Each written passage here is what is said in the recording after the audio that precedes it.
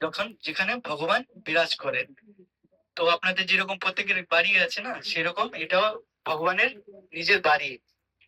তো এইখানে অন্যান্য ধাম যেরকম আছে না, পুরী ধাম, বৃন্দাবন ধাম, এইটাই এই ধামের একটা মাহাত্ম্য কি, এটা হচ্ছে ঔদার্য ধাম, মোস্ট মার্সিফুল ধাম। এই ধামটাকে বলা হয় সব থেকে কৃপালু ধাম।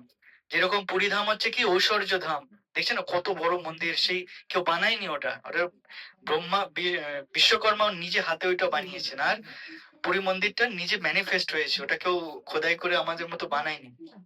আর হচ্ছে কি বৃন্দাবন কি মাধুর্য ধাম, শ্রীমতী রাধারানী আর কৃষ্ণের যে মধুর লীলা বিলাস সেটা ওইখানে হয়েছে, তো সেই জন্য ওটা মধুর ধাম, মাধুর্য ধাম বলা হয়। আর এটা ঔদার্য ধাম।